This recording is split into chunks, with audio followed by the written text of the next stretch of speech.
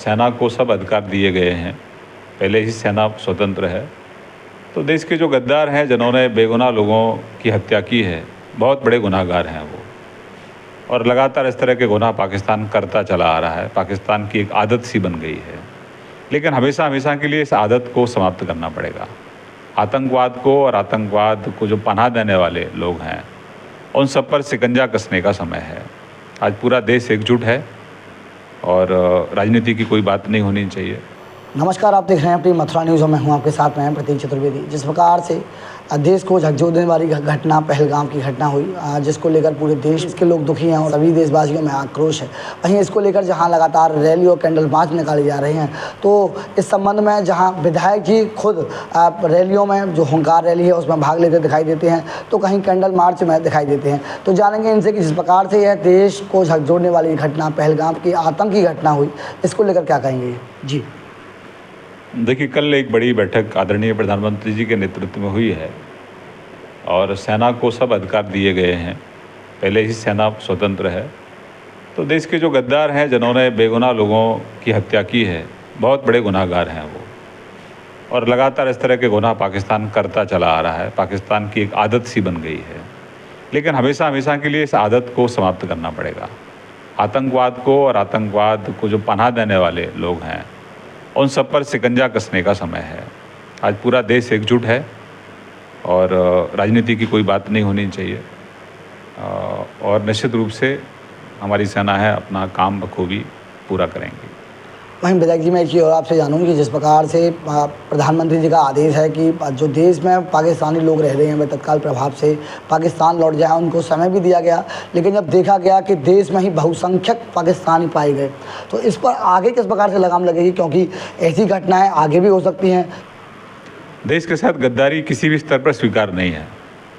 जो नियम है, जो कानून है, उसका अनुपालन तो सबको करना ही पड़ेगा। चोरी छुपे जो लोग छुपे हुए थे उनको भी आज बाहर निकालने का समय है। उसमें कोई राजनीति नहीं है। कहीं से भी कोई आके छुप गया है, गैर कानूनी तरीके से भारत में रह रहा है, अब तो नियम का सबको पालन करना पड़ेगा। और इसमें कहीं कोई इमोशनल होने की ज़रूरत नहीं है, कोई महिला हो या पुरुष हो।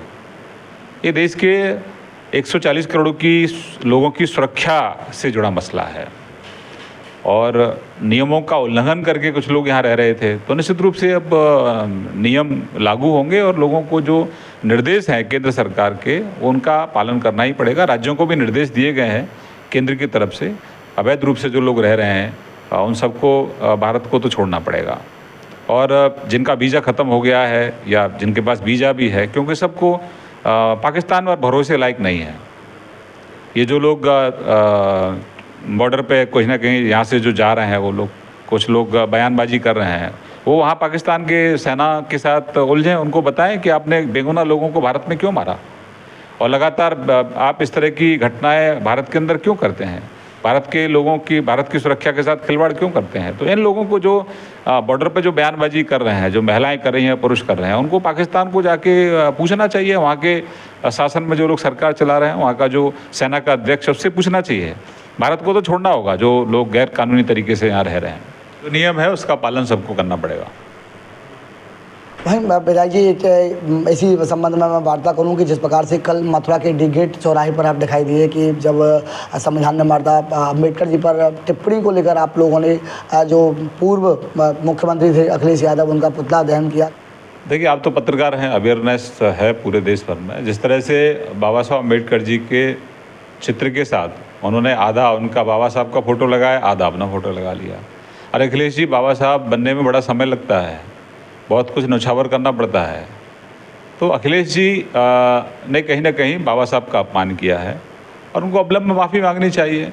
आप सम्मान तो कर नहीं सकते। अखिलेश जब सरकार में आते हैं तो दलितों का, वंचितों का अपमान करते हैं, उनके अधिकारों का हनन करते हैं, उनकी ज़मीनों पर कब्जा करते हैं, और जब सरकार में नहीं रहते हैं तो बाबा साहब को अपमानित करते हैं।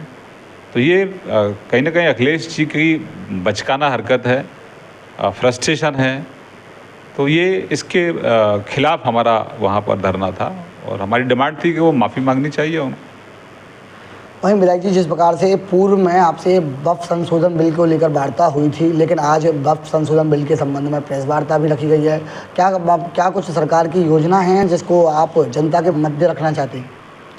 वक्फ संशोधन अधिनियम देश के हित में है, मुसलमानों के हित में है, और इसका विरोध केवल वही मुसलमान परिवार कर रहे हैं जिन्होंने इस बिल की आड़ में गैर कानूनी तरीके से वक्फ बोर्ड की संपत्तियों पर अपना आधिपत्य जमा रखा है, और जो कमाई होती है उसका पैसा गरीब मुसलमानों की लड़कियों की शादी में उपयोग होना चाहिए, गरीब मुसलमानों के आर्थिक उत्थान में उसका उपयोग होना चाहिए।